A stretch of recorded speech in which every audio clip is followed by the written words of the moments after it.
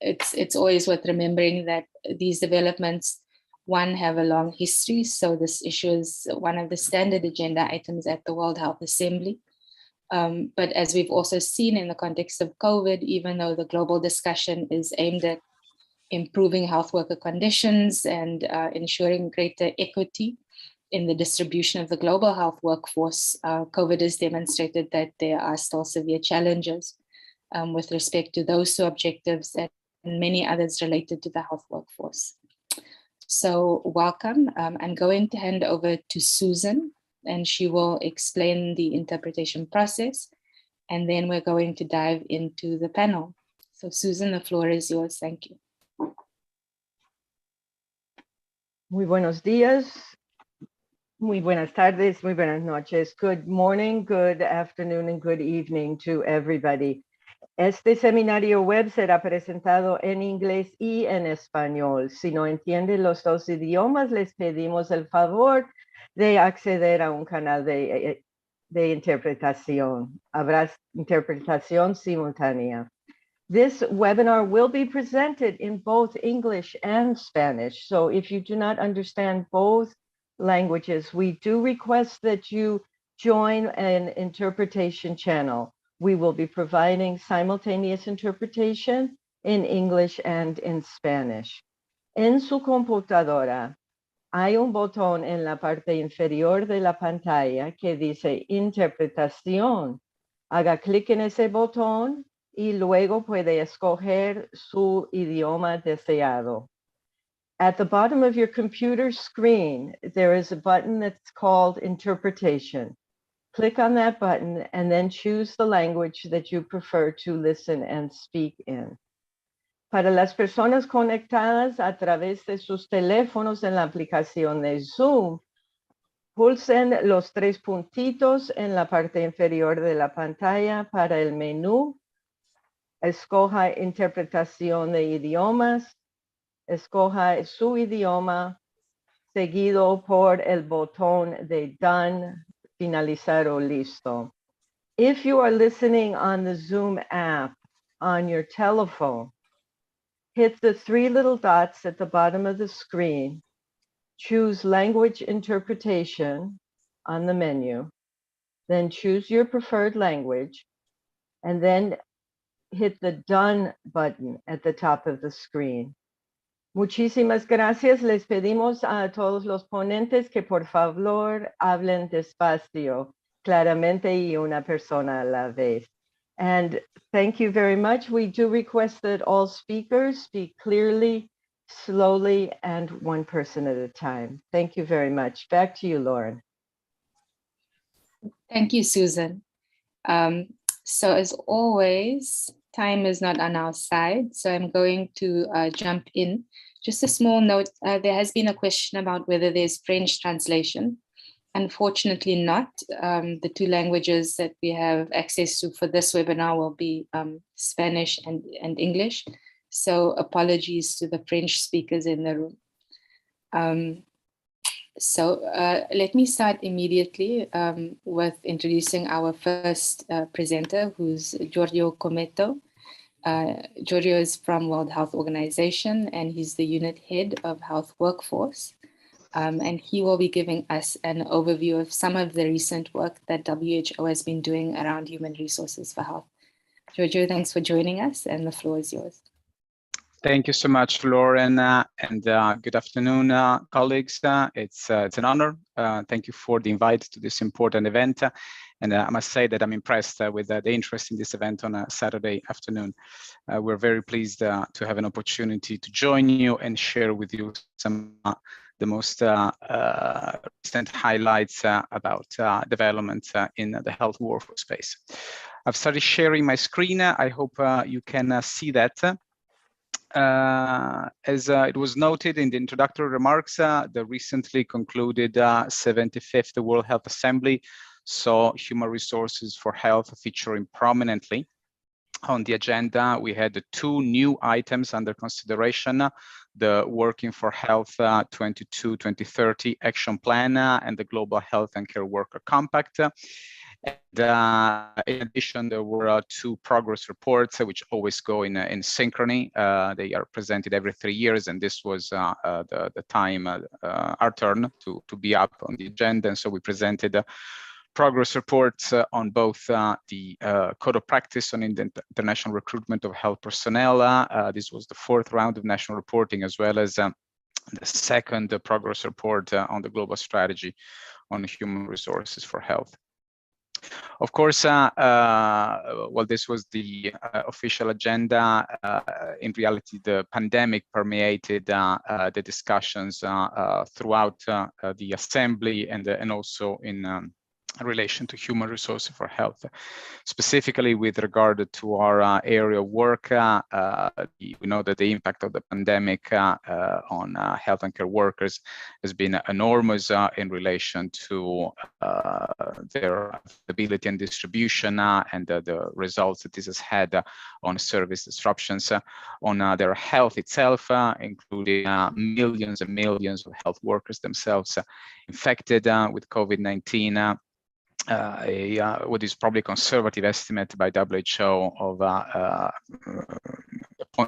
average point estimate of 115,000 health workers who may have tragically lost their lives due to the pandemic, increased prevalence and incidence of a number of mental health issues, negative effects on the social and well-being of health workers, including instances of stigma, discrimination, violence, and attacks, and broader health system implications in relation to the deterioration of working conditions linked to overload, the lack of basic supplies and equipment, oftentimes resulting into industrial action, labor strikes, protests, and other disruptions.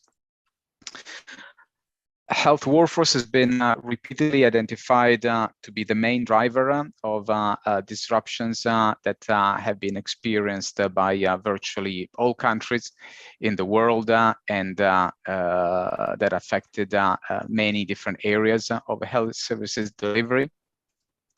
In addition, it has also been identified as the key bottleneck holding back the successful and equitable delivery of essential COVID-19 tools and commodities, as well as vaccines. So going back to the agenda of the recently concluded Health Assembly, as I mentioned, a key item was the progress report on the global strategy on human resources for health.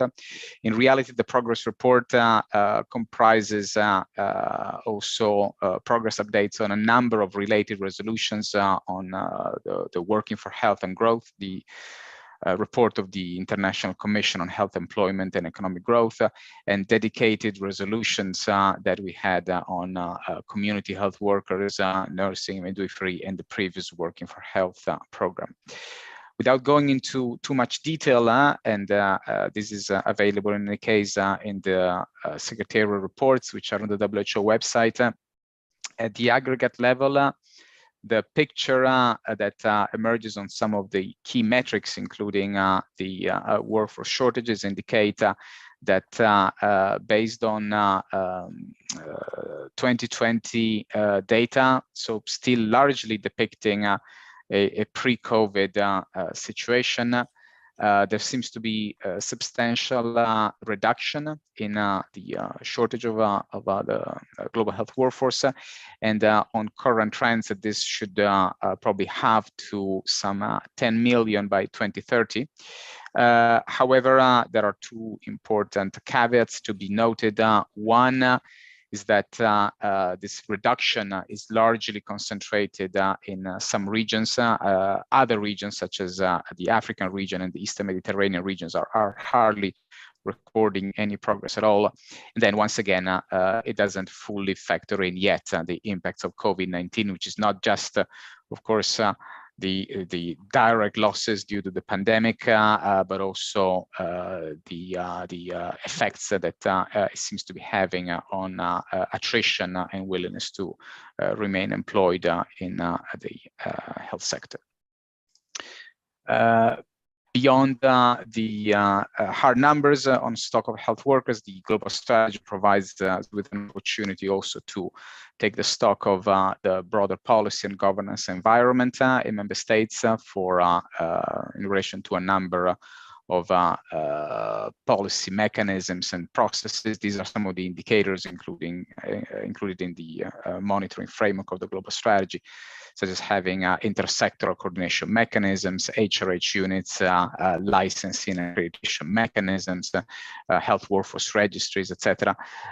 On those indicators, for the majority of the countries reporting, the picture is fairly reassuring, reporting the existence of and the operations of these mechanisms. But it should be noted that it's actually a minority of the countries that are reporting. So we don't have a really good picture of a more representative picture, let's say, of the situation. And of course, there are inherent limitations to these indicators that capture mostly the existence of these mechanisms rather than their actual quality and performance. Coming to the WHO code report, despite the pandemic disruptions and the shifts that this caused also in terms of the attention of policymakers, we had an increase in the number of designated national authorities responsible for the code reporting. However, there wasn't a parallel increase in the number of countries reporting. This remained essentially stable at approximately 80 countries reporting, and quite concerningly, as you can see from this map depicted, the countries that probably have the most significant challenges in human resources for health are also the ones that are not yet reporting, not engaging formally in the process of the code. So there are some ongoing concerns there in relation to perhaps capacity or perhaps the perceived relevance of this instrument for some of the countries. In terms of the actual findings, once again, details are in the report, but there seemed to be overall a growing trend for migration, also substantiated by stock data available separately through the WHO national health workforce accounts and not necessarily through the code reporting.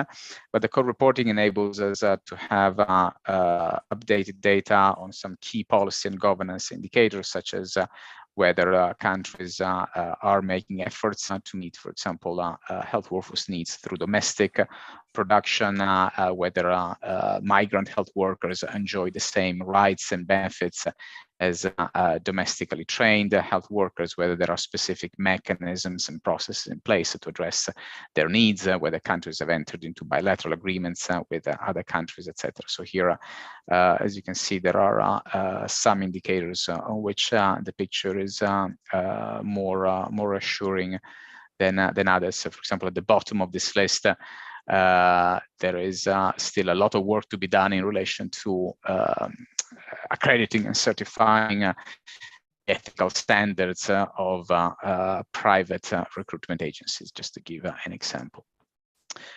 Coming to the forward, the new elements that were considered by the Health Assembly, the previous Health Assembly in 2021, Resolution 7414, recognizing the extraordinary circumstances that affected health and care workers during the pandemic, during the year that had been designated by the Health Assembly itself as the year of health and care workers, called for additional work aimed at protecting, safeguarding, and investing in the health and care workforce. So this had two streams. One, the renewal of the mandate and the update of the Working for Health action plan. This was the second phase following the previous 5 years. Now the new phase has a time span of 2030, so it will align with the time horizon of the global strategy on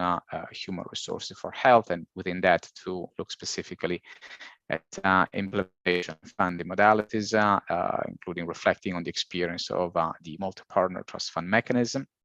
And then, in addition, recognizing the particular challenges faced by health and care workers, the Health Assembly mandated the Secretariat to develop a health and care worker compact comprising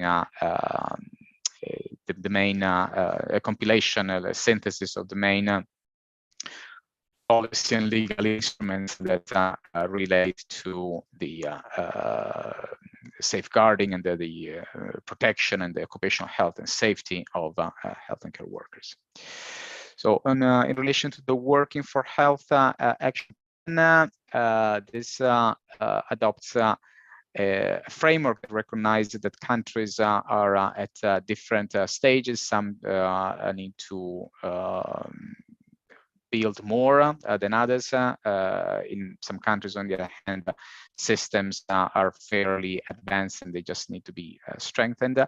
But irrespective of the starting condition of a country, there are some core functions, there are some key strategies that remain the same, and these relate to evidence-informed planning, securing adequate financing as the first step. Then through the education sector, producing health workforce which is adequate both in numbers, in composition, in skills to the needs of the health sector, and crucially ensuring that mechanisms are put in place for the absorption of these health workers in the labor market. And the third stream relates to the protection and safeguarding of these health workers and putting in place policies and mechanisms to optimize their performance. In relation to the Health and Care Worker Compact, as I mentioned, the Assembly set the mandate to look particularly at the international instruments addressing these areas. We complemented these through key informants with representation from key partners such as the main professional associations, but also ILO and a few more.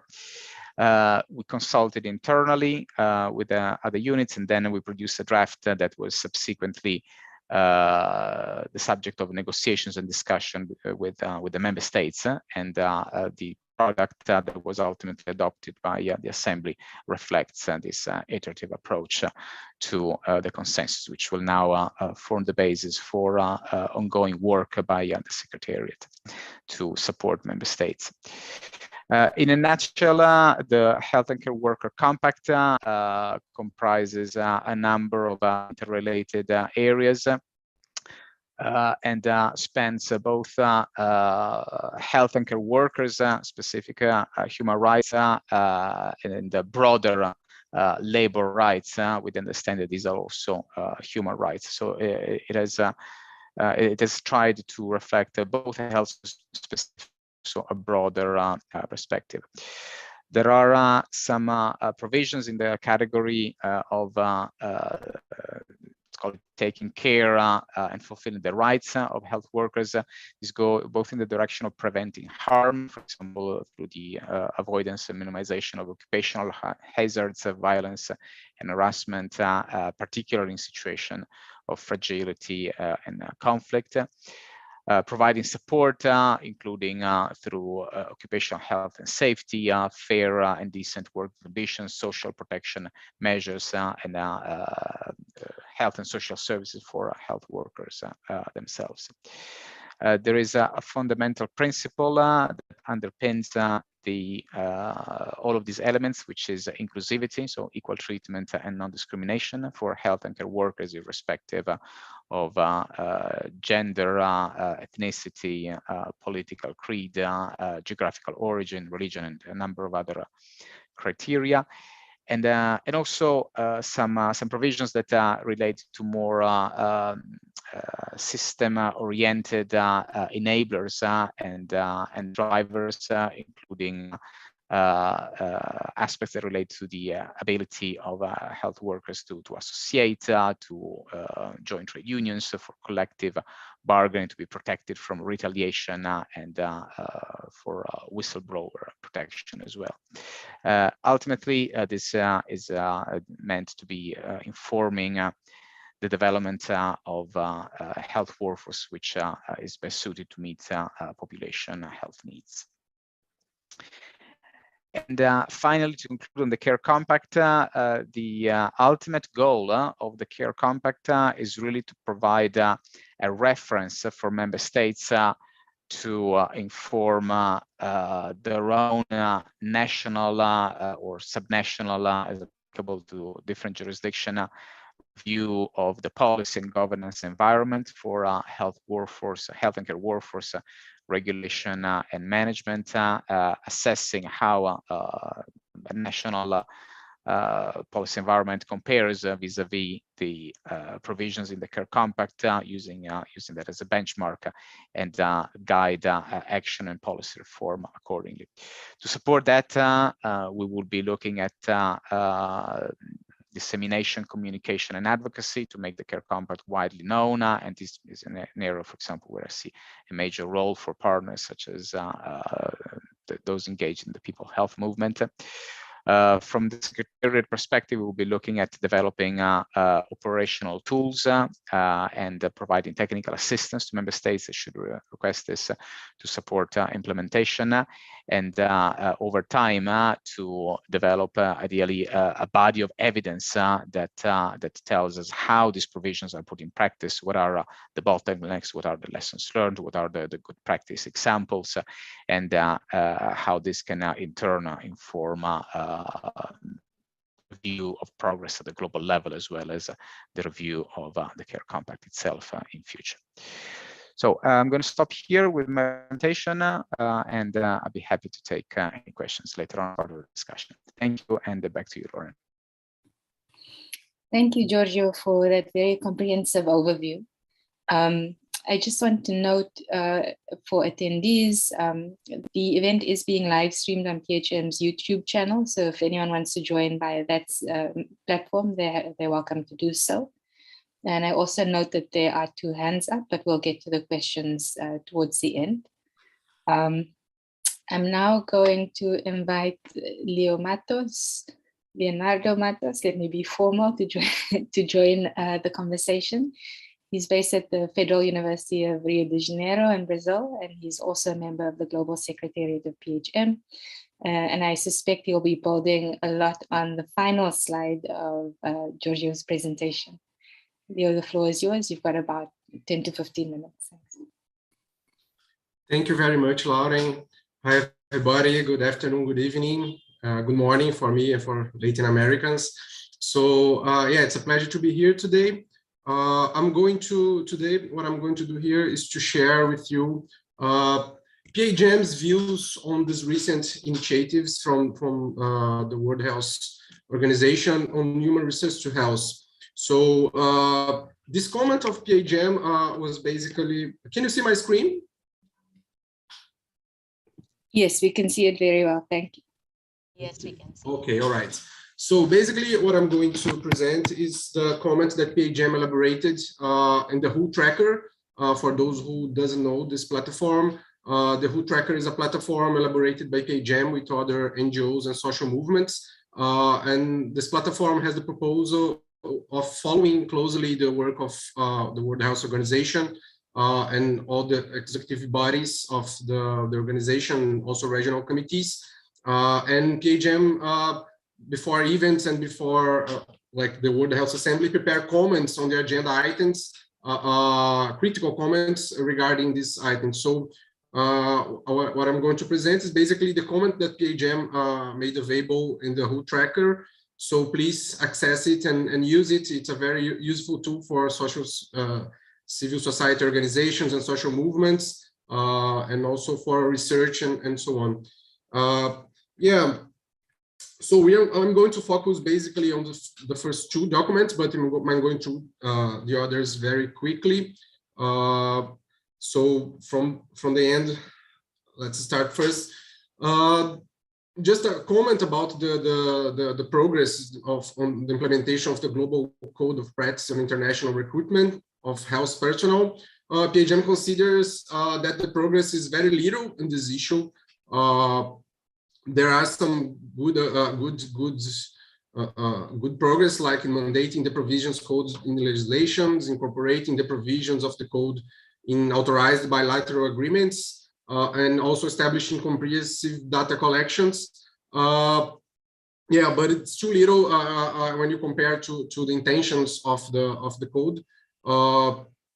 And yeah, we have 158 countries designated just now to report the progress. And a special issue that PAGM wants to stress in this point in this document is that with the pandemic we had a lot of moratorium from the migration of health professionals, but also the high-income countries made very easier to the migration from health workers from the south to the north. So it's very important that we calculate the transfer of value from the global south to the north under investment in health working training, and also in the importation of foreign trained health workers. So we think this is very important because we feel, and also the report says that the inequality can have raised during the pandemic. So this is an important issue for consideration. Going directly straightforward to the Global Health and Care Worker Compact, PAGM thinks that this compact is really a step in the right direction. It has a lot of positive points. For example, recognizing that the health worker term is not just reduced to health professionals, but also to those who take care of elder and other forms of care, different forms of care. So this is very important. The document also comprehensively flags the protection of the health worker from harm. Also gives some support to workers regarding remuneration issues and the construction and creation of a good workforce environment. The document also calls for inclusiveness and condemns discrimination, especially gender issues. So this is also a very important point. And we also think, PAGM also think that that the document try to safeguard the worker rights, the health worker rights, including the collective bargaining. So in this issue, we recognize that this document makes important progress. But yeah, let's see the other documents, and then we have a more general comments that has to do not just with the compact, but also the other documents presented in the World Health Assembly.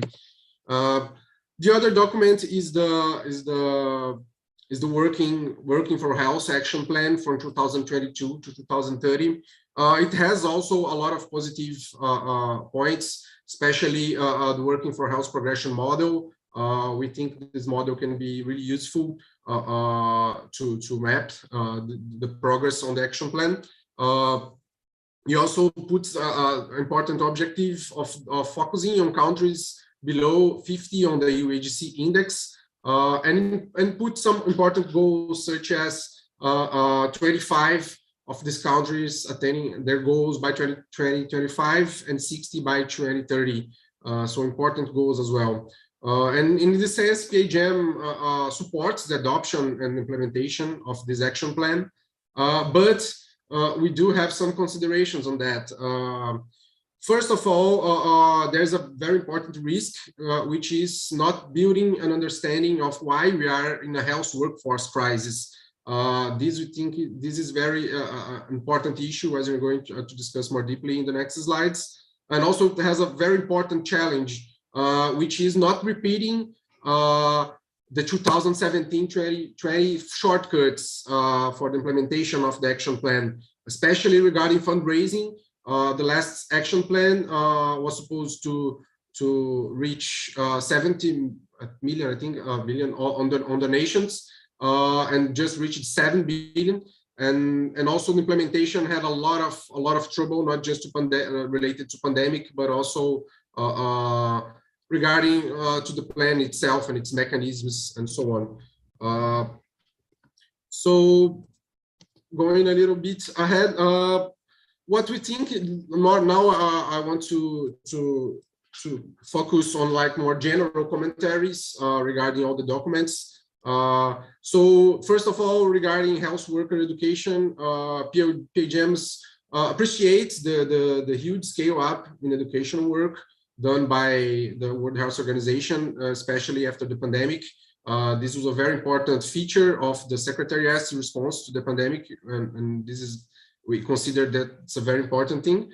But we miss, first of all, we miss like more reference to the World Health Assembly 16.23 document that says that the Secretariat should support countries and regions in conducting assessments of the situation of the health workforce education. I think this disappeared in this recent document, so I think it's important to remind us that this attribution of the Secretariat should be considered. Another contradiction, considering PHM understanding, an important critique is regarding like a contradiction that we can identify in these documents. Several in different parts, the documents say about competency-based education for health workers, but this is pretty much linked to universal health coverage indicators and service package design. So we consider that this can be a little bit instrumentalization of the workforce education for the proposals of universal health coverage. So in this sense, we also consider that several critical expectations and practice from health workers cannot be reduced to those competencies, indicators, and so on. For example, when you say about the determinants of health, environmental determinants of health, and so on, when you give us a focus on competence-based and also linked to universal health coverage, a lot of aspects of community work and other actions, key actions from health workers stay apart from that. So yeah, I think there is like a contradiction on the instrumentalism of the universal health coverage related to health worker education, and also another objective such empowering the health sector to tackle the determinants of health. So this is an important issue that we want to stress. But I think the main comment we want to make in this session is not about the positive. Yeah, we recognize all the positive advance and the progress of these documents, but there are also very important missings, very important absences in these documents. And what we consider is the most important absence is that this document doesn't mention the major drive of the crisis in health workforce across the world, which we think are the set of economic, social, and health policies that had been implemented in different countries in the last decades, promoted by international finance institutions, bilateral donor agencies, pointing to market-based health sector reforms, and with this background goal of structural adjustments of the society and economies to the austerity policies and to neoliberal policies in general.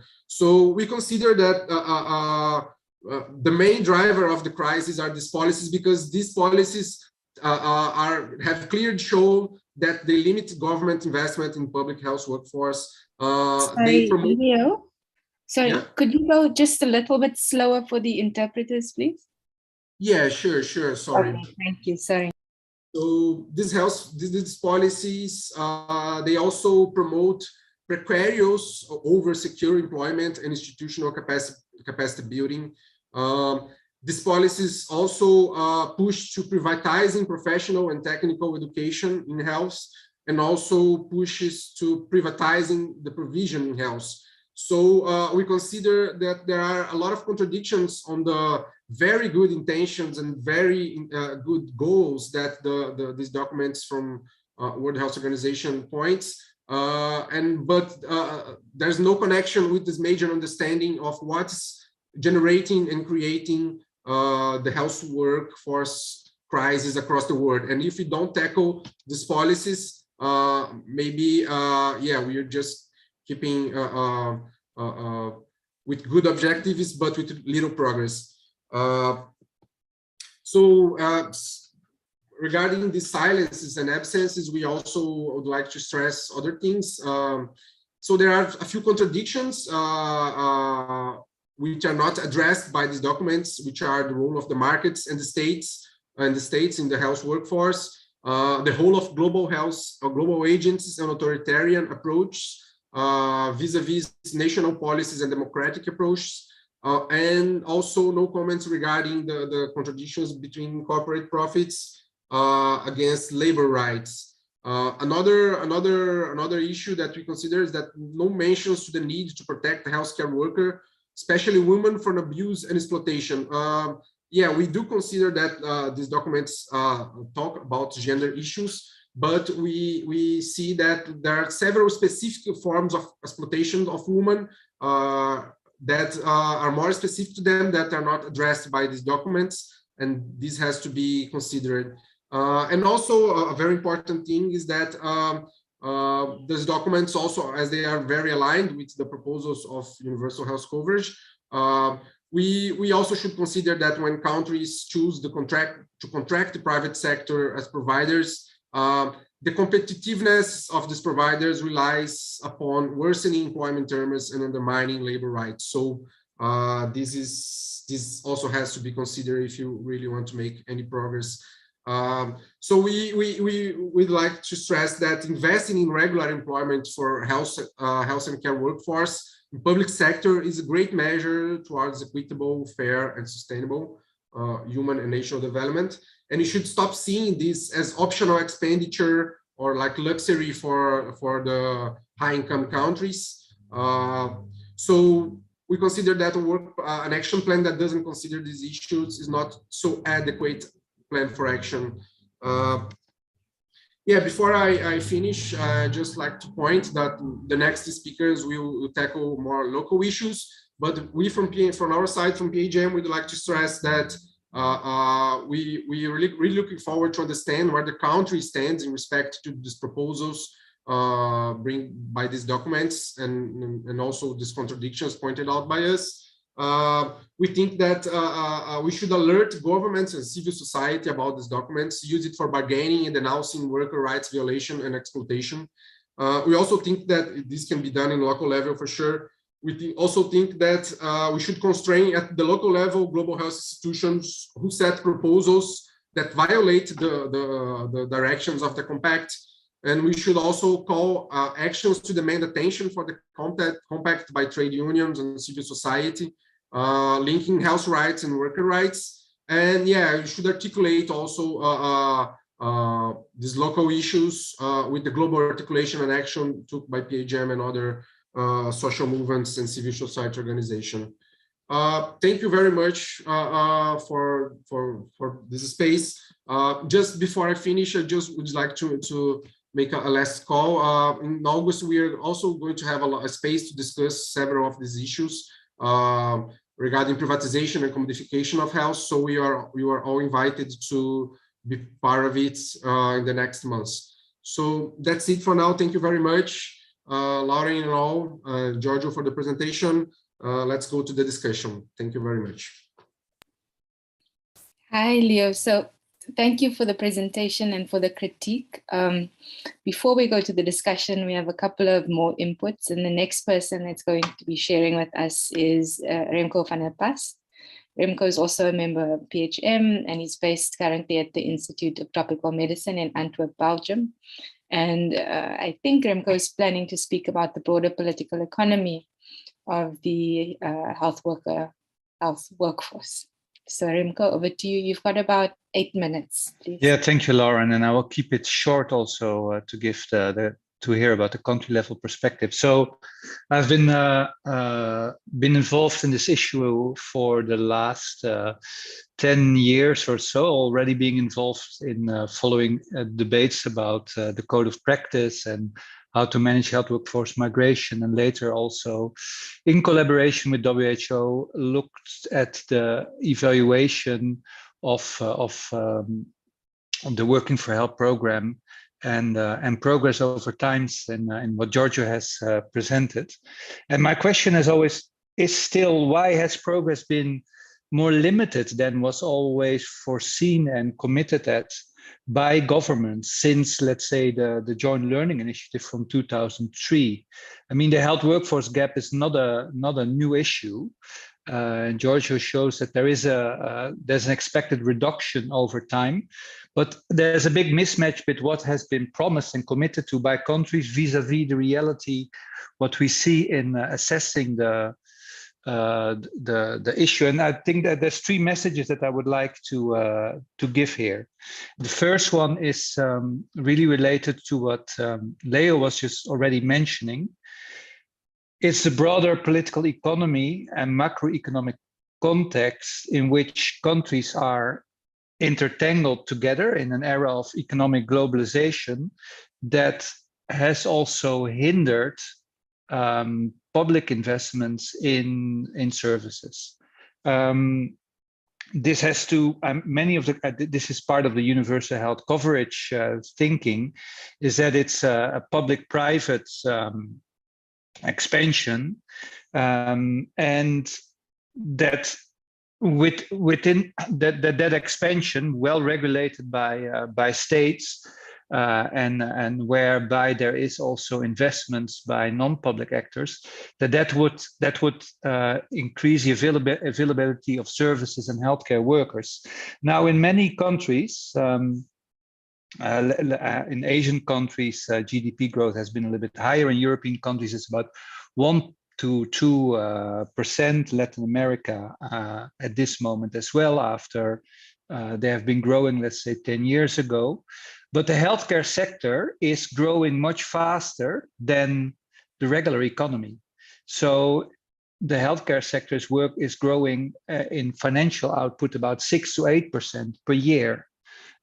Which you could say that's good from a health workforce investment perspective, but a lot of that growth is driven by the private part of that public-private agreement. So many of the healthcare workers that are recruited, because there is demand, especially in higher and higher middle-income countries, that goes to the private side, and the question is then whether they are available or not, and where those healthcare workers are actually working. Are they working in essential primary healthcare focused on community services, or are they working more on the secondary or tertiary care and are relatively accessible? Do the demands meet with the actual needs? And the trend is that there is healthcare workers as such have become also more commodified, in the sense that they're being trained as a means to focus on a more biomedical provision of healthcare rather than being agents of change. And I think the gap more at the lower care level was really seen during the COVID-19 pandemic. That was recognized also by WHO. It's the basis also of the Global Care Compact. But the question is whether we really see a change of that pattern now in the next period. And there's already warnings that a broader austerity agenda will be implemented by many countries because they're debt-ridden and they need to deal with let's say the economic fallout that they had over the last year. So that's one. The second one is really about is there international solidarity? Is there really a transnational agenda on developing the health workforce or not? And there's the Working for Health program that was before the Global Health Workforce Alliance. But if you look at the Sustainable Development Goals and what they recommend vis-a-vis investing in the health workforce, it's a national agenda. It's based on domestic resources that need to be increased. And that can be increased via leveraging other investments, but the responsibility is put at the national level and not so much at the international level. So you would, despite seeing the real need, it's not really approached as a global public good. Huh? One of the recommendations we made for in relation to following up the Working for Health program is to really have an investment fund for healthcare salaries. But in regular economic thinking, this long recurrent cost goes to the countries and not to the let's say to the international community. that just gives money via development assistance for short-term projects. So the whole sustainability of all the investments in the healthcare sector is really an issue. While at the same time, the international recruitment is continuing. It has grown by 60% over the last 10 years or so, because it is a global labor market, but our governance is really focused on national responsibility. So there's a mismatch between the domestic approach on getting your fiscal space in order, and then there's limitations vis-a-vis the international solidarity dealing with it. WHO is trying to recommend that, but it's really up to countries themselves to take their responsibility for that. And I'm quite disappointed to see what has happened there over the last 15 years. For instance, with the Working for Health program, only 10% of the funding that was promised arrived. So they aimed for 70 billion, but only 7 billion arrived in the last 5 years. Now, lastly, is okay. So how to move forward, and that what would be the alternative? And the alternative is really allowing ourselves to move away from seeing healthcare workers as a means towards them being a goal in itself. It's moving from a capitalist growth economy to a post-growth care economy. Caring is essential to our lives.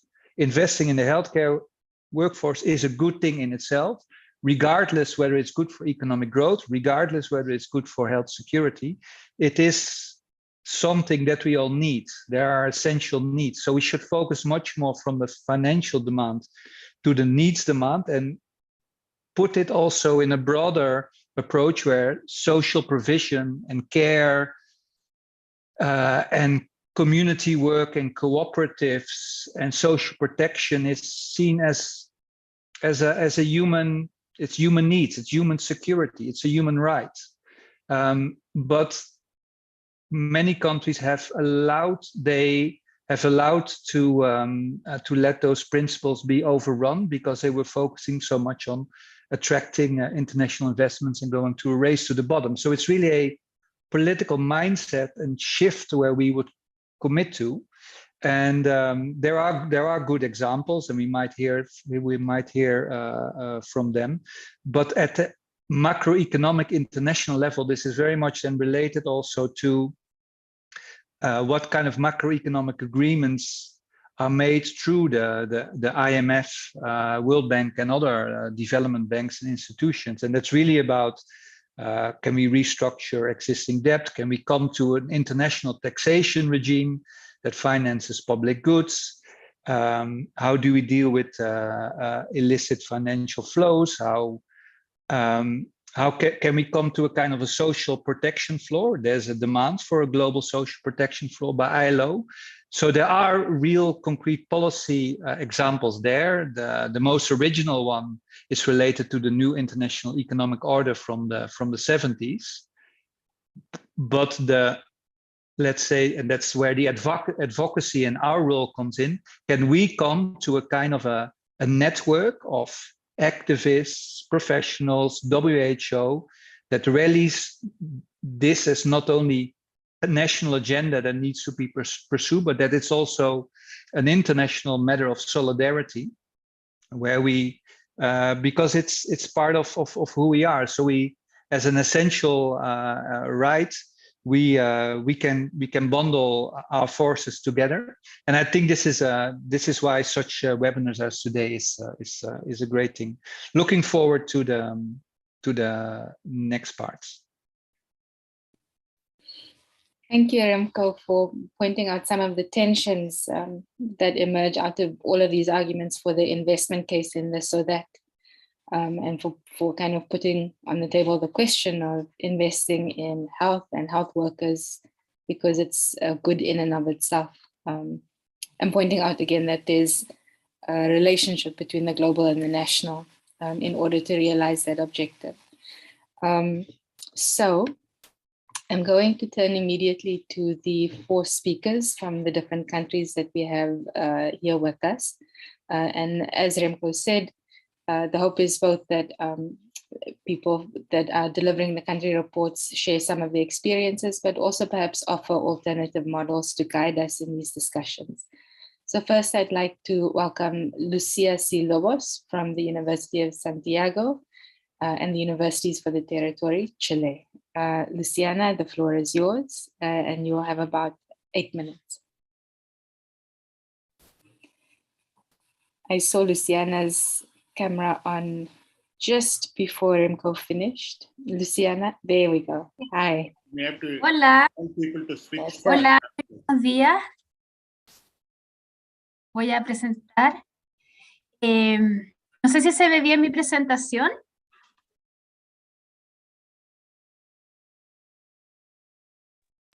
So we can see the presentation. Yeah, thank you. Sí. Ok, bueno, muy buenos días. Mi nombre es Lucía Castillo, soy enfermera académica de la Universidad de Santiago y vengo en representación desde la, digamos, la agrupación que participo de Universidades por el Territorio para contar de alguna manera y brevemente la experiencia del trabajo que hemos realizado conforme a tratar de hacer una comunión entre las necesidades de la salud de la población y de alguna forma vincularla con la formación de los estudiantes de pregrado. Lo que quiero decir, y acá voy a fundamentar de manera breve, bien, como ya hemos encontrado, ya hemos escuchado algunos antecedentes en las presentaciones que antecedieron. Sabemos que la fuerza de trabajo, principalmente para las Américas, está compuesta en un 70% por mujeres. Algunos participantes ya tocaron el tema de género frente a las problemáticas de recursos humanos y que me parece, y según los datos revisados y desde lo empírico, está fuertemente conformado por mujeres y además desde el punto de vista financiero, tremenda cantidad de los recursos vinculados son relacionados digamos, a retribuir a esta fuerza de trabajo a través de los sueldos, salarios, compensaciones, etc. Sin embargo, sabemos de que hay muchos factores que han influenciado en el desarrollo de los recursos humanos en salud y por qué no decir también que además de influenciar su desarrollo también han delimitado han limitado su desarrollo, de alguna manera lo han coartado. Bien, sabemos que ha habido un crecimiento demográfico, la industrialización, la globalización económica, las migraciones que en algún minuto también fueron bien potentes en este tema. Sin embargo, sabemos que por la pandemia un poco también se han detenido. La explosión del conocimiento, de las tecnologías y también el acceso a la educación ha tenido un impacto en el desarrollo de los recursos humanos. Sin embargo, y siguiendo a Oscar Johansen, que es un sociólogo chileno, investigador, que tiene muchas publicaciones en relación a las organizaciones de salud, también hay que sumar que las organizaciones de salud por defecto tienen algunas características que no las voy a profundizar acá, pero que tienen relación con su estabilidad, con su viabilidad, dado el valor social que tiene para la población la salud, ¿cierto? Al igual que la educación. La complejidad de estas organizaciones que están delimitadas principalmente por el tremendo nivel de interdependencia que existe entre cada uno de los integrantes de estas organizaciones y de los sistemas de salud. Sabemos de que al interior de una organización es imposible que un trabajador pueda cumplir sus obligaciones sin depender funcionalmente de otros, ¿cierto? Además de las especializaciones, la subespecialización, la maximización de los intereses y, por qué no decirlo, también de los grupos de poder, ¿cierto? Y también la jerarquización que existe por lo menos en el sistema y en las organizaciones chilenas. Desde ese análisis y a grandes rasgos podemos definir algunos desafíos futuros que tienen que ver con la gestión de los recursos humanos, generar ambientes de trabajo más favorables, atendiendo que en Chile a partir del año 2000 hubo una reforma de salud que significó la modernización de la gestión desde las políticas públicas para los recursos humanos en salud en Chile. Sin embargo, han sido insuficientes fuerte, y a saber, la pandemia ha traído efectos también devastadores en los recursos humanos desde el punto de vista del trabajo, la sobrecarga laboral, la explotación, los sueldos y también la enfermedad de ellos mismos, ¿cierto? También, y un punto importante, y desde aquí es donde nace la iniciativa de Universidades por el por el Territorio, es que se han identificado que existen débiles competencias y bases de conocimiento que son bastante precarias y hacen que haya un desencuentro, una fractura entre las necesidades de la población, necesidades de salud de la población, la institucionalidad sanitaria y también, y por qué no decirlo, las instituciones formadoras de profesionales de la salud. Obedeciendo a esta brecha, ¿cierto? Ha habido un grupo de universidades que se han unido en Chile, universidades públicas y privadas, conformadas ya a grandes rasgos por Universidad Austral de Concepción, Universidad de Chile, Universidad de la Frontera, Universidad de Santiago, Universidad del Alba de las Américas, Abierta de Recoleta, Universidad de Tarapacá y también Universidad de Valparaíso. Y es una agrupación que ha empezado a trabajar desde abril del año 2020. Es bastante reciente, esto partió en pleno periodo de pandemia, en que los académicos de estas universidades, especialistas en salud pública, en salud familiar, etcétera, han hecho una respuesta, una pregunta, y de lo que han obtenido una respuesta ciudadana respecto al desconfinamiento, al proceso de desconfinamiento en el periodo de pandemia. También se hizo un análisis de un currículum enfermo que se llama, y ahí hay una foto, ¿cierto?, de la primera síntesis o la primera recolección de datos que se hizo en este punto, en que se encontraron algunos resultados bastante incipientes, por decirlo así, en que a través de una sistematización, la reflexión y aportes que hubo desde actores de estas distintas universidades, se llegó a resumir y a plantear una propuesta de cuáles son los profesionales de salud que Chile necesita, a partir de los dilemas, los desafíos, en las enseñanzas de aprendizaje en las ciencias de la salud, de manera de soslayar y de alguna manera de generar un puente que conecta esta fractura, que repara esta fractura entre las instituciones formadoras y las reales necesidades de la población. En este diagnóstico inicial, primero dieron cuenta, y brevemente voy a comentar, de que se identificaron que había más de 1.400 organizaciones ciudadanas, colectivos, ¿cierto? Pero que sin embargo el 30% de ellos, solamente el 30%, perdón, tenía alguna relación con la atención primaria de salud. El resto funcionaban de manera desarticulada, por lo tanto no había acceso a ellas de parte de las institucionalidades formadoras ni tampoco en salud. Aquí algunos breves gráficos que dan cuenta del pensar de los estudiantes. Dice, ¿piensa que el pregrado lo prepara para su desempeño en APS? No. Por ejemplo, ¿debería estar a cargo de quién?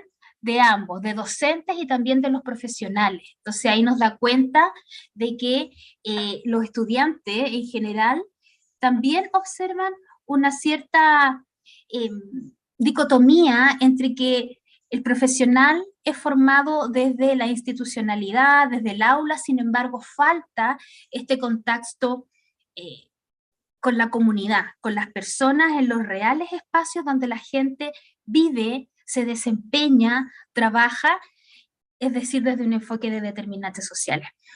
Entonces, desde esta primera propuesta, y en honor al tiempo voy a ser bastante breve porque quiero comentar la segunda instancia que hubo de análisis, es que se propone generar mayor coherencia entre las metodologías docentes para formar profesionales de la salud, desde el desarrollo de los perfiles profesionales, desde el plan de estudio, los contenidos, pero lo más importante, desde los espacios de enseñanza y de las metodologías utilizadas para aquello. Se necesita hacer un cambio relevante en el pregrado que considere estas determinantes sociales y que considere el cambio de paradigma en la integración de estas nuevas metodologías, pero que involucren a las personas y a las comunidades desde los espacios donde realmente viven, se desarrollan, y con participación también de los agentes comunitarios en los espacios reales, más allá del aula. Esa fue una primera identificación de brecha, como dije, en el periodo de pandemia.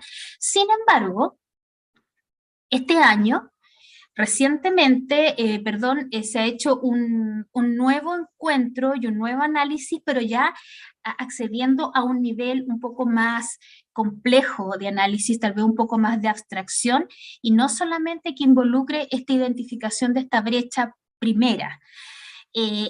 Se hizo también una nueva consulta a los participantes de estas 50, son más o menos entre 50 personas, entre académicos, etcétera, pero ya más allá de esta brecha inicial, se buscó identificar y analizar cuáles eran las barreras para poder obstaculizar la inserción de la academia en los territorios. Se definió una misión puntual, que fue lograr que las universidades y facultades de ciencias de la salud insertas en el territorio trabajen y formen personas colaborativamente con la atención primaria de salud y agentes locales para una mejor salud. Desde ahí se planteó una pregunta que todos los participantes respondieron, que fue: ¿cuáles son las barreras que puede identificar que obstaculizan el avance de las escuelas de ciencias de la salud insertas en el territorio, trabajando y formando personas colaborativamente en la atención primaria y los agentes locales para una mejor salud? Desde ahí se identificaron 5 barreras importantes. Uno, y que es bastante estructural. Lucia, ¿Sí? Could I ask you please to start closing? Thank you. Ok. Esta es la última diapositiva. Esta es la última. Primero, el modelo de salud imperante, que ha hecho que haya un posicionamiento, más allá de que actualmente ya nos encontramos bajo un paradigma de la epidemiología social. Sin embargo, desde el discurso, eso no se condice con la práctica y solamente existe un posicionamiento muy, muy importante de este modelo neoliberal, un modelo biomédico de salud, que la verdad produce una fragmentación del conocimiento y eleva el conocimiento biologicista, de las ciencias básicas, y no desde las determinantes sociales, y no abre la puerta tampoco a los otros espacios y a las otras disciplinas que tienen que ver con las ciencias sociales, que permiten encontrar a las personas desde los espacios donde ellos realmente viven.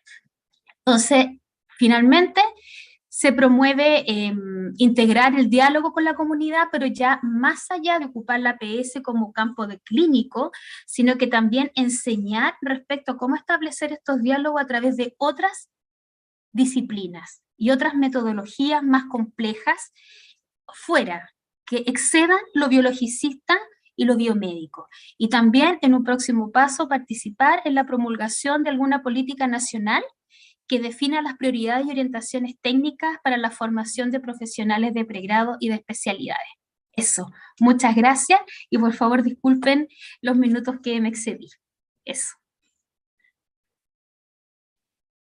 No, thank you. And I'm sorry that I had to say 1 minute, please, especially because I think you've touched on something that hasn't come out as clearly in the other presentations, which is training of health workers, and which I think is also increasingly becoming subjected to a kind of market logic and delivered through private institutions, which has consequences, like your presentation shows, for how healthcare professionals understand health, well-being, and interaction with patients.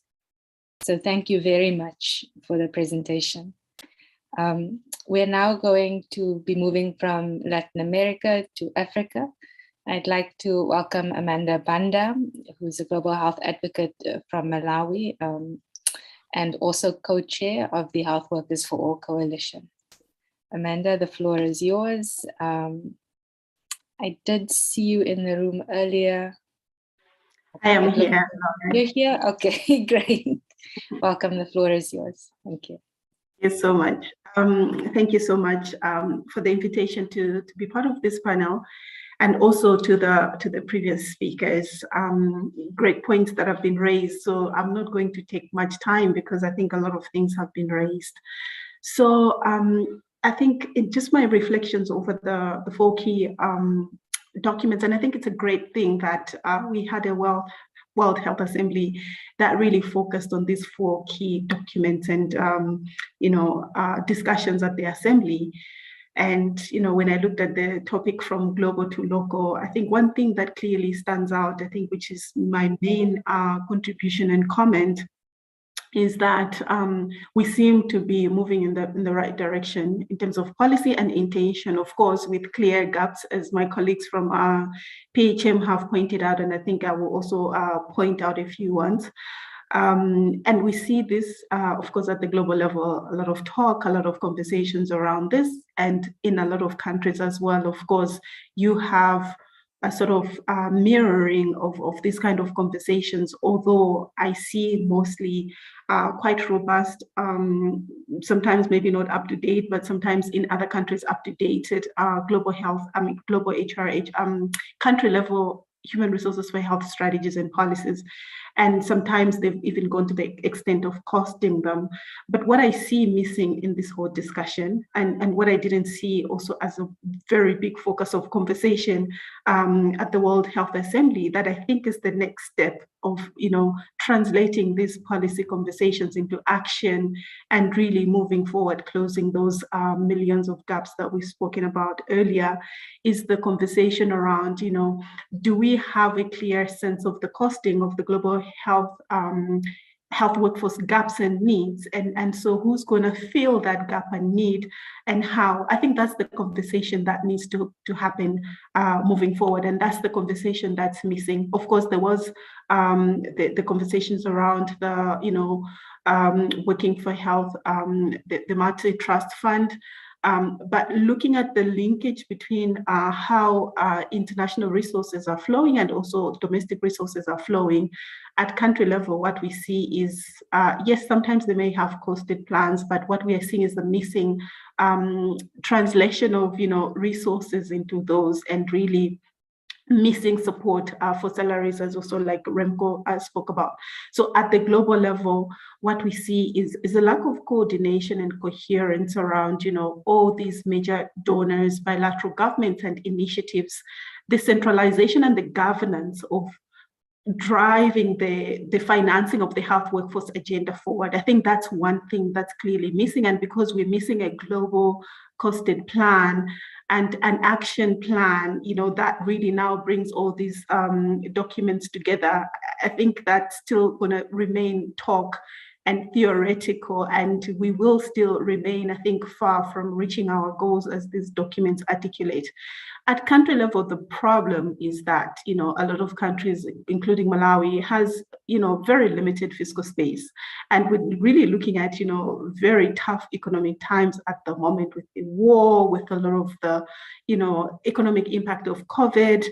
I think that a lot of countries are in a tough position, not just now, but also even previously, to really finance their own health. And when you look at a lot of national budgets, it always worries me that, first of all, it's very limited, not really meeting any of the targets for financing health across the board. And so where there is just the little resources that are committed to health, you will find that in a lot of countries, a whole chunk, moving from 60 to 70% of it, sometimes it's actually just going towards paying salaries, meaning that the resources that are remaining for program implementation and disease support actually are coming from donors. And I think this is a very big problem that needs to be addressed. And so for me, I see increasing investments in the health workforce really also linking to increasing investments overall in the health budgets, which is a bigger problem. And I think Remco really spoke a lot to some of the issues and solutions as well that he proposed. So I think, in my opinion, and I think we've also seen this as a big gap in the COVID response as well, where the health workforce was not prioritized at all. And even where it was prioritized, I think that protection PPE was seen as a priority over, the trainings and over the salary support as well. And even right now, as we speak about pandemic response preparedness, the health workforce, especially salary support and training and building a robust and closing those numbers and gaps, is not something that's really featuring as a priority on the agenda. And we need to ensure that this is prioritized. And I have seen in Malawi, for example, concrete solutions that have worked, where we had, I think that's about 12 years ago, an emergency human resource plan. This was a coming together of different donors, bilateral governments, and also global health institutions, and the government as well, led by the government, to say, here's the gaps on the health workforce in the country, and here's how we are all going to come together jointly to contribute to addressing the gaps. And I think that at that time, Malawi was in a very critical, severe shortage, almost ICU level, as we called it, in terms of the health workforce shortages. It really helped to have a coherent, well-coordinated, country-led plan around the investments in terms of, here's how we're going to finance not just the salaries, but the training, as my previous colleague has just spoken about the training, but it's about the training, it's about the retention, it's also about closing the mobility and migration gap by really creating attractive, retention strategies, especially in the most rural, hard-to-reach areas where is the biggest gap in terms of, keeping health workforce. So where you have commitment, and I agree with Remco, it's a global good, and it's not something that I think we should leave to governments alone. They need to do more, yes. They should invest more, but I think we need to see it as a global public good, where there is, shared responsibility and investments coming, from across different sectors.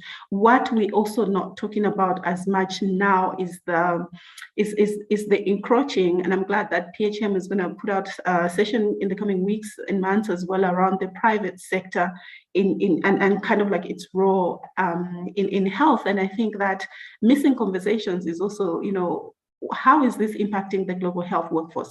We just saw worrying statistics and trends from Zimbabwe. In a space of 6 months, I think the country this year has lost more than 3,000 healthcare workers migrating to the UK alone. We don't have the numbers to other countries, and these are being recruited by the private, sector. And these are really worrying statistics and concern, which means that yes, we have the global code, but clearly it's not working, and something needs to be done around raising its awareness, but also how do we really make it work in practice? So yes, in summary, we're moving in the right direction, but there's still gaps, serious gaps, especially around the investment in the health workforce, in the sense that we're missing joint, collaborated, coordinated mechanism that really is going to finance the health workforce and its governance. I think we're also missing on the mobility and migration, really, how do we really enforce and make sure that this code really works for destination countries as well as recruiting countries as well. So those are my few comments. Thank you so much. Thanks, Amanda, and apologies for the confused introduction. I should have said that you are the Global Health Advocate for East and Southern Africa at VEMOS, and then your background reminded me. So thanks also for the comments on financing. I think there's such a big global discussion going on about pandemic preparedness financing and financing around health systems strengthening and health worker salaries and working conditions improvements is perhaps falling off the table as a result of that, again, kind of narrow vertical conversation. So next, I would like to welcome Maristela Abenohar, who is with Filipino Nurses United from the Philippines. Maristela, the floor is yours.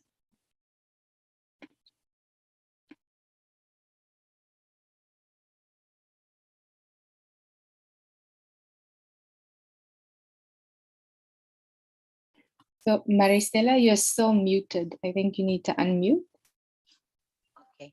There you go. Can you see my slides now? Yes, we can see and hear you. Thank you. Okay. Warmest camaraderie greetings to everyone. My name is Maristela Abenojar. I am a registered nurse and I am the current national president of the Filipino Nurses United. My presentation aims to share with you our experiences, the experiences of our health workers in the country and our struggle at the midst of COVID pandemic. As the next few slides will show you, the misprioritization, corruption, and patient mishandling of the Duterte administration's COVID response has reduced the Philippine health system, health workers, and the Filipino people as a whole into a pitiful state. The newly inaugurated Marcos administration, on the other hand, does not invite optimism with its unclear plan for the health sector and its delay in appointing a health secretary.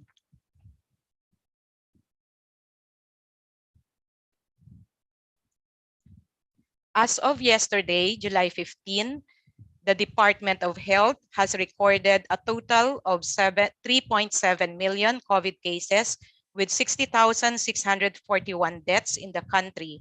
Our population currently is 112 million. The Department of Health also reported last June 29, 2022, that the total health workers infected with COVID has already reached 115,904 cases, and 384 health workers have died. Many of them suffered from COVID twice, thrice, or repeatedly got COVID. Who will be at the front line to save lives if the health workers themselves became patients? Who will take care of the carers? Health workers do not deserve to be the sacrificial lambs in the COVID-19 pandemic. COVID-19 pandemic has tremendously hit the largest workforce in the healthcare industry, the nurses. This pandemic aggravated the chronic problem of understaffing, not shortage of nurses. Secondary to prevailing low wages, inadequate benefits, inadequate protection, and absence of security of tenure. This resulted to longer work hours, 12 hours or more, heavier patient load, and unsafe nurse-to-patient ratio, which put the nurses' lives in extreme risk. In fact, some hospitals have to fuse some of their wards or close down their wards, affecting patients' access to essential health care. Chronic understaffing is a perennial problem in most health facilities, even before pandemic. But COVID-19 aggravated this situation. It deprives many people of basic health services.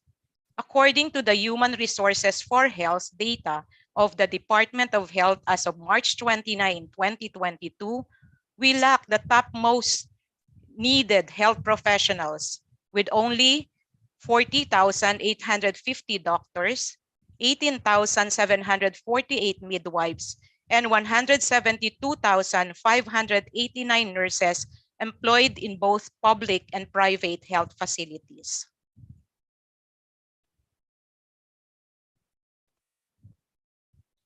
Nurses are the largest health workforce, with a total of 929,092 registered nurses as of December 10, 2021.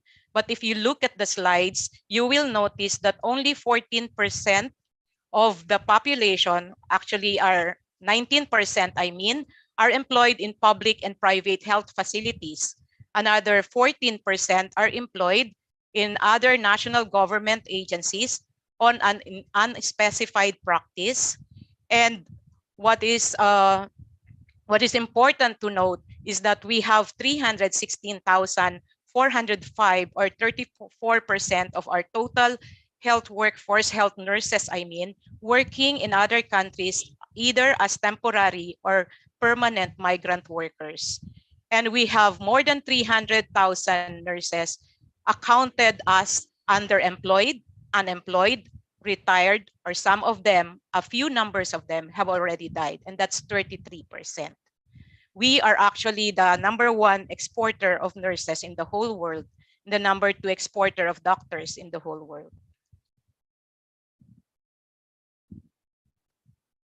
Just this month, health professionals, health workers, and health sciences students formed a broad movement called Movement for Good Governance and Genuine Democracy, or MG3D.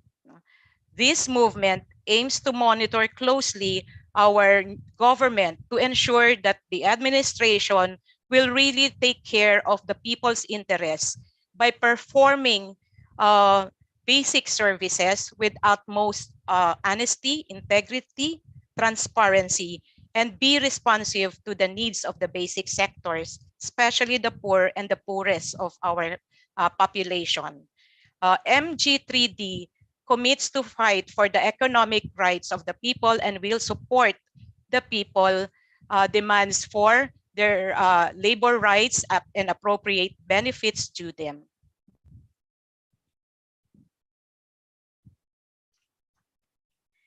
Labor exploitation of health workers continues in the Philippines. Filipino nurses have been overworked and underpaid for decades, and so with other health workers.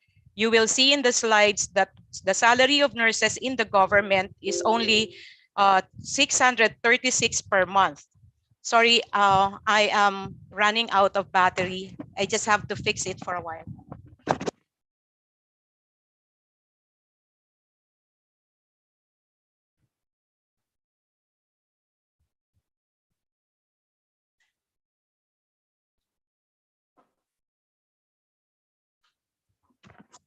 Sorry for that. Okay. In the slides, as I have said, you will see that the salary of nurses in the government sector is only 636 per month, or in private sector, they only receive $182 per month.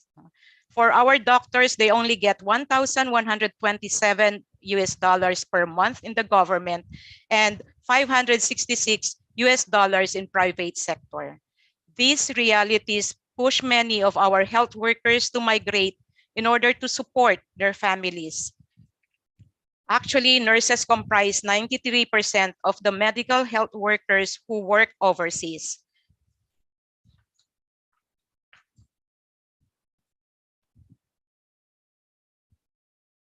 Saving lives is a vital and essential service, which must be on a regular basis. They should not be hired as contractual health workers. And contractual health workers, according to our government, has no employee-employer relationship. That's why many of them do not have the benefits such as paid sick leave, paid vacation leave, absence of free hospitalization assistance, and no other benefits during pandemic. No work, no pay is the policy for those who are contractuals. So the 14 days quarantine period for contractual health workers who got sick of COVID are not paid. So that is why we are urging the government to enact a law ending the practice of contractualization among health workers.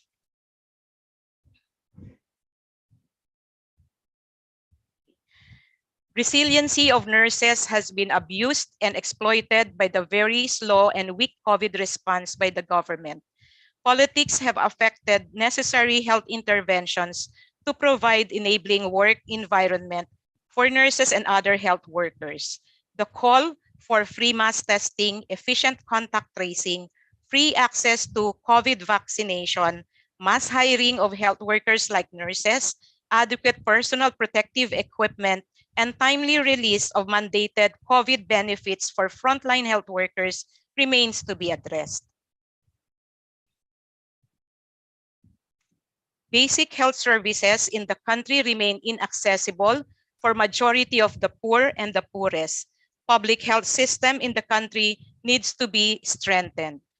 There are only 20,663 barangays in the country with barangay health station.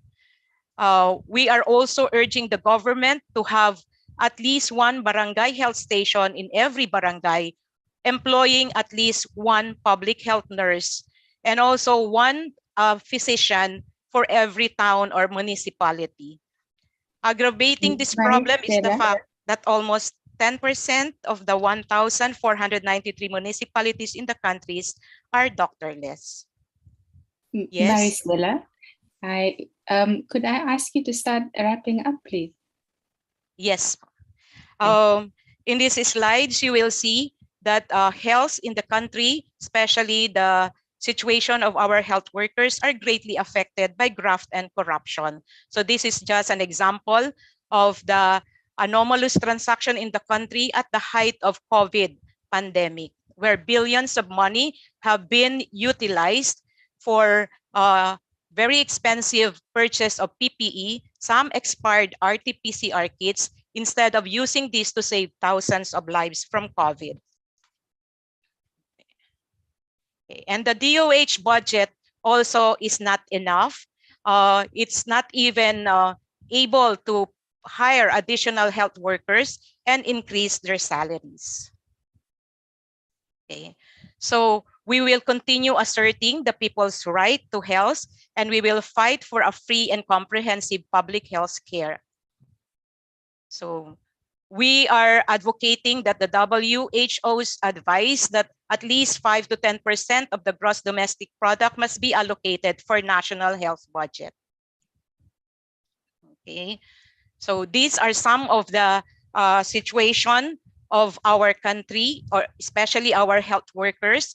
And actually, in summary, the Philippine government has not been implementing the WHO framework on human resources for health, particularly ensuring adequate health personnel, and also safeguarding health workers' labor rights and providing them protection, ensuring proper allocation for national health budget, and also protecting our people from other atrocities while working as frontline health workers. So we believe that we need to continue organizing and consolidating our health workers, because that's the only way for us to really push our government to address all the basic needs of our people. So thank you very much for the time that you have given me. Good day, everyone. Thank you, Maristela, especially for all of the encouraging news about the kinds of organization and mobilization that health workers are undertaking in the Philippines. And then finally, but definitely not least, I would like to welcome Manuj, who's joining us from Sri Lanka. Manuj, thank you very, very much for making time. I know it's a really volatile situation, and we're really happy to have you with us. Please, the floor is yours. Thank you. Greeting from South Asia and Sri Lanka.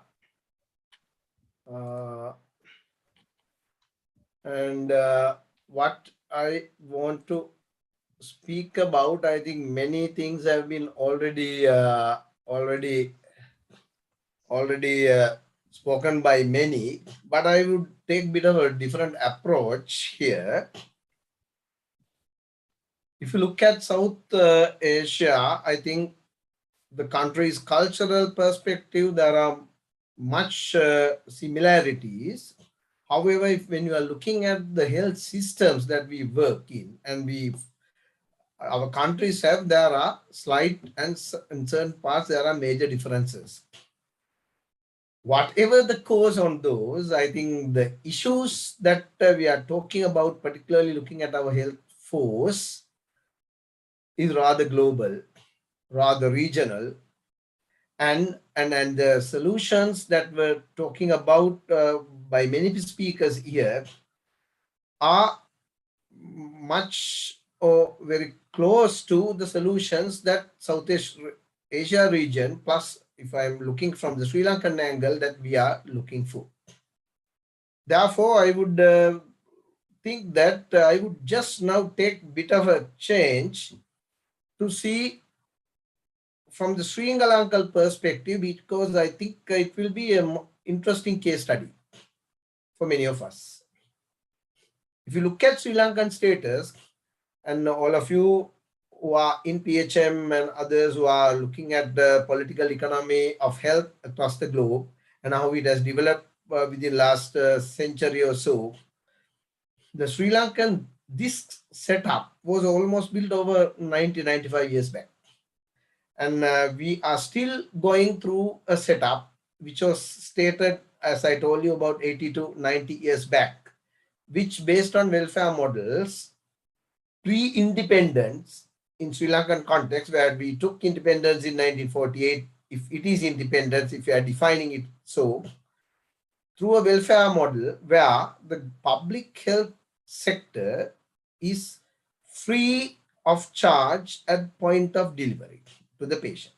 So the general financing system in the country, or the general revenue, is financing the health system in the government sector. Till about end of 1978, private sector was rather small.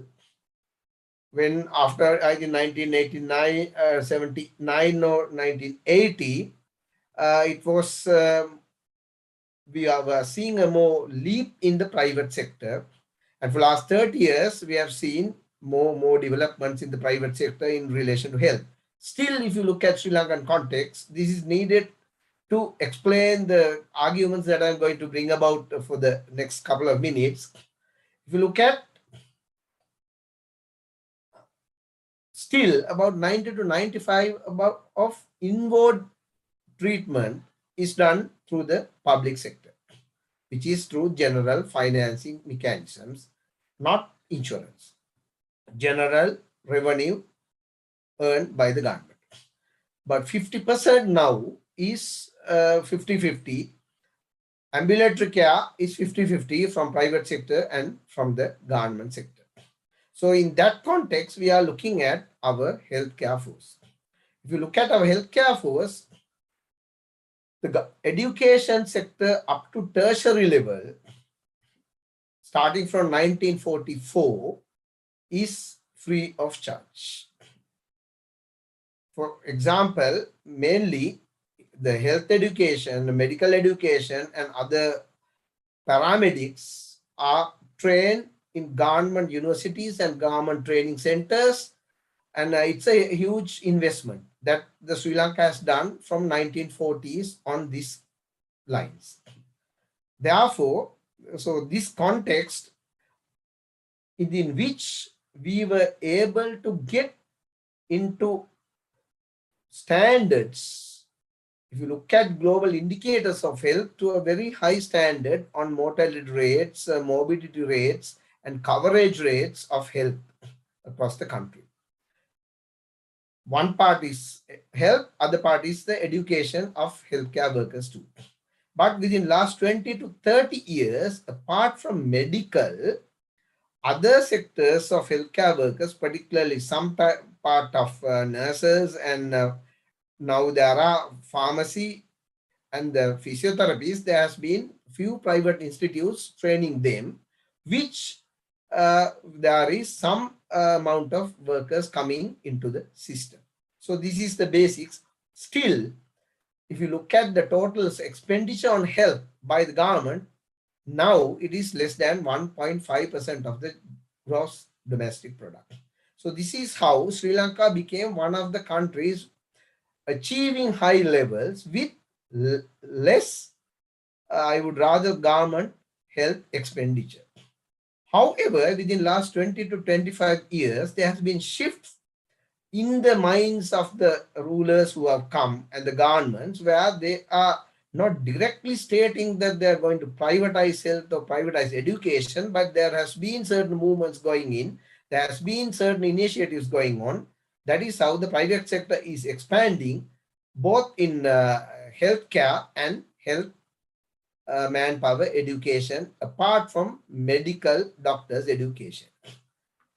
With all these, I would need to tell very clearly at this moment, or even before the COVID, we observe two things. One is shortages of certain categories of healthcare workers, and on top of that, maldistribution of healthcare workers across the country. The urban centers are full and maybe overstaffed in healthcare workers, while when you are going to rural areas, it's not. There is extreme scarcity of healthcare workers in certain parts of the country. But on top of that, the push is still to invest in medical training on doctors, opening medical faculties one after other. Now there is 11 totally, where we are now putting out about 2,000 medical doctors, but our output of nurses, paramedics are less. So this is a really asymmetry and a problem that, although have been highlighted so much, has not been taken into consideration because of the popular push to get more doctors out, but not others. So that is a serious issue in this country, where we find the teamwork of health and actual expansion of health services is having a problem. And majority of the private sector depends on after our office service or after our service of the public sector. So the public healthcare worker has dual roles, working in the government for salary in the morning and their private practice in the afternoon. So then there's a bit of an issue on the government sector where the priority of the health worker is. So that is one major things I want to tell. While we were thinking we have a very sophisticated or fairly good, strong health sector, the real gaps came up when we saw the COVID. With the COVID, there was realization, obvious gaps is seen. For example, do we having adequate amount of training, CPD, continuous professional development and training of our health workers to when they face a challenge? I think that was realized, and there was certain initiatives to train them, but that is not adequate, which makes the working environment of health workers a bit unsafe because of the basic facilities, and it becomes an occupational hazard. If you look at the COVID at the very beginning, we had very little PEs, personal protective equipments.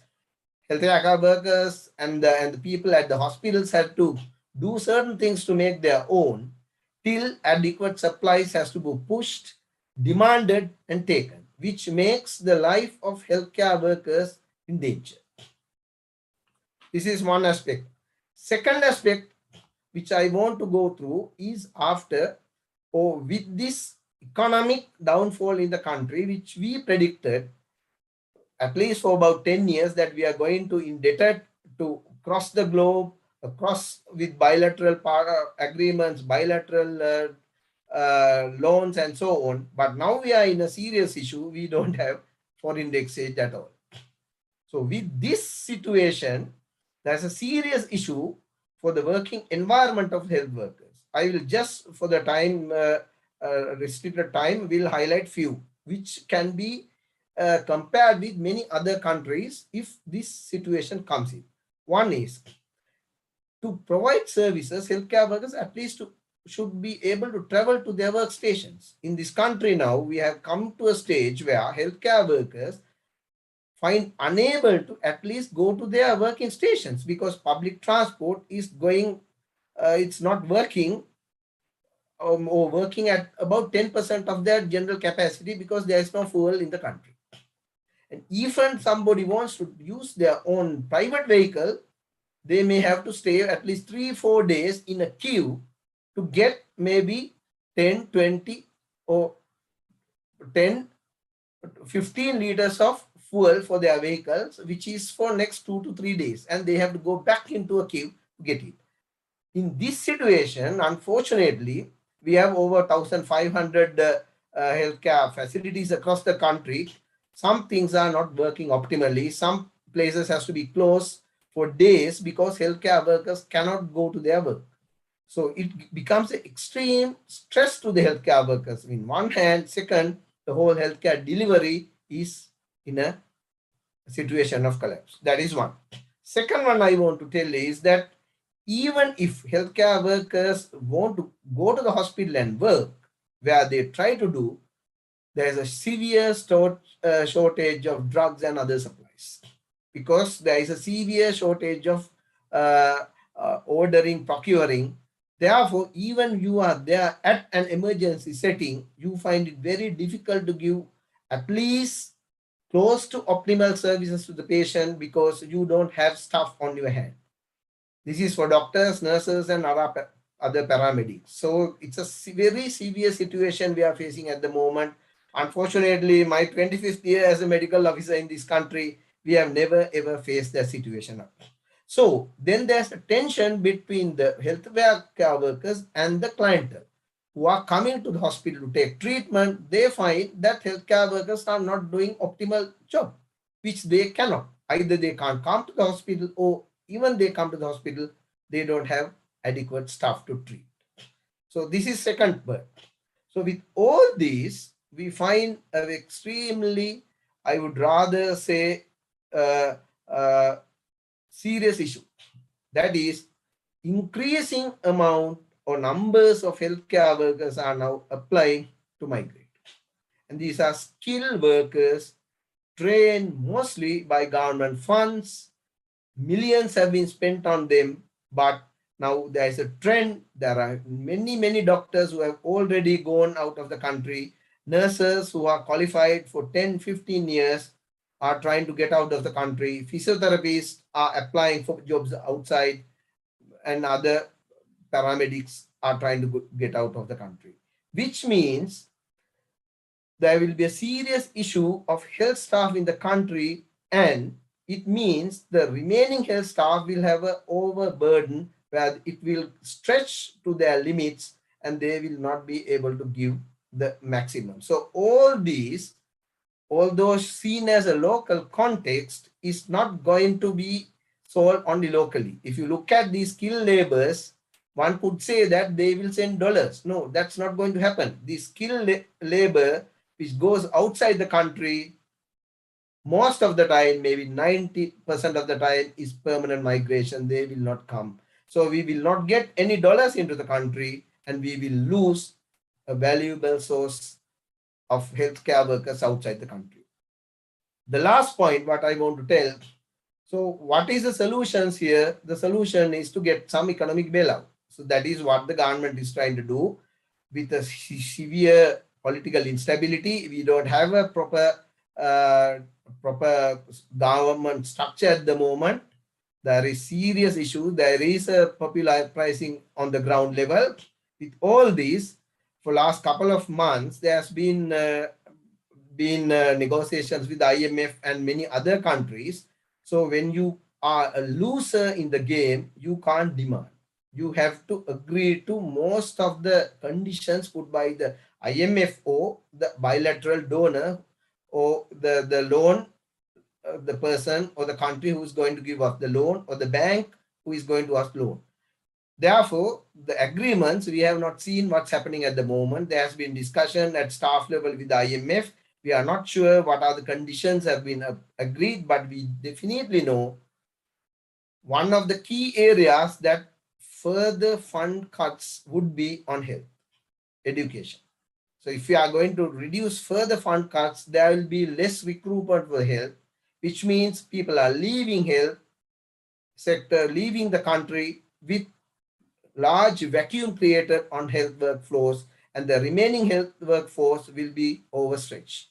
Secondly, there will be definite conditions coming of austerity, which Remarkov is very clearly stated. These are things going to happen. Therefore, there are 80 or 85 years of free healthcare at delivery point to the nation, the public, it's on stake.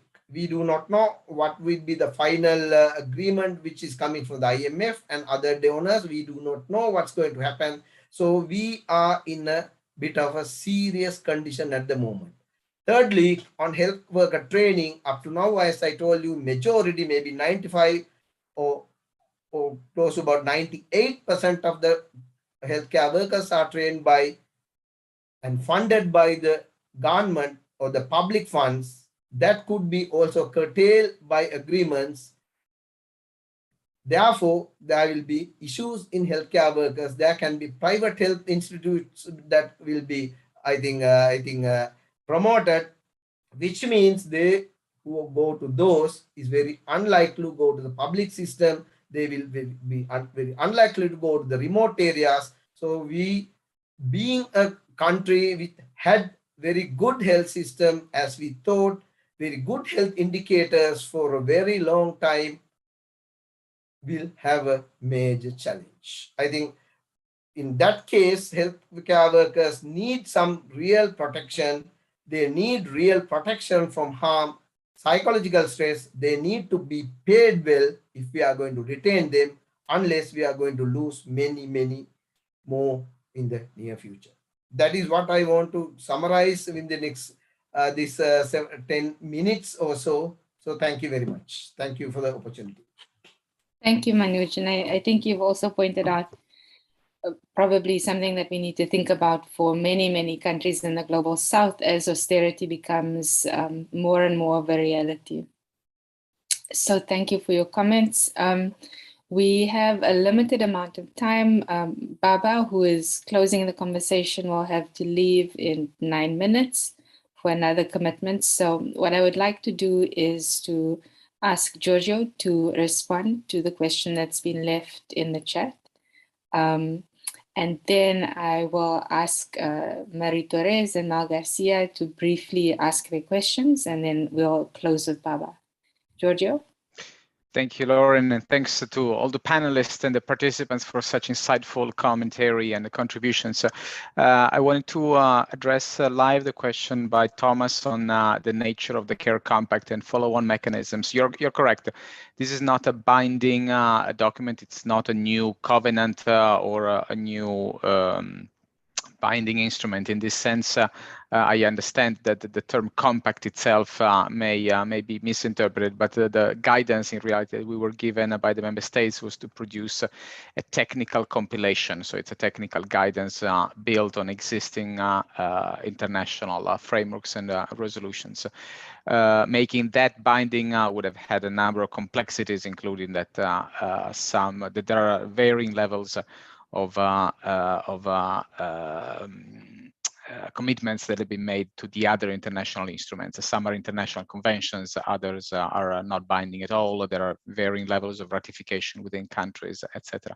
Having said that, I think the document is very valuable as a sort of a one-stop shop document and resource that comprises all the major international instruments of that type that speak to the protection and safeguarding of health worker rights. And while it doesn't duplicate the monitoring and accountability mechanisms of some of these other instruments, nor does it have its own standalone one, there is certainly an interest, and we're looking at operationalizing that with partners to look at taking stock of where countries are in relation to different provisions in the global healthcare compacts and tracking that over time. This is not going to be formally submitted at any point to the World Health Assembly, but it's something that could be done independently, say, together with some of the WHO collaborating centers or by some independent academics or civil society institutions such as yours. There are many other points that were raised, but in the interest of time, maybe I'll try to address them in the chat or separately to the organizers. Thank you, and back to you, Lauren and Baba. Thank you, Giorgio. So Mel, you have your hand up. Would you like to put your question now? And then also Marie Torres has their hand up. Would you like to put your question? Okay, so I'm not sure whether those participants are in the room.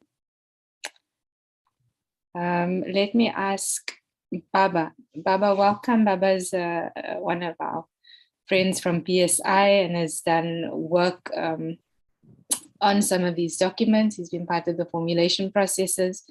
And so, Baba, I'm going to hand over to you to comment on the discussion and then to close us out. Thank you for being here.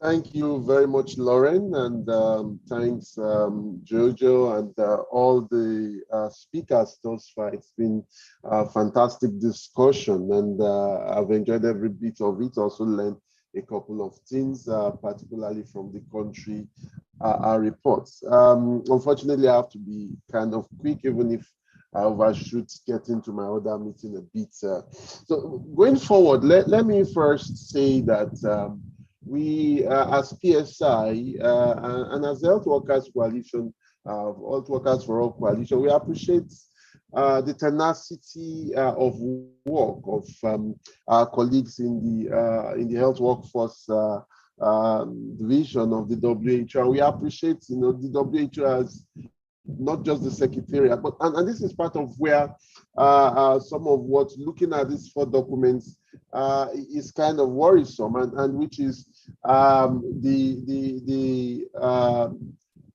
these go through not only consultations, but for want of a better phrase, horse trading by member states, in which, to borrow from Leonardo, a lot of silences and absences emerge. And I will talk more squarely with time on the Working for Health program, the Working for Health 5-year action plan.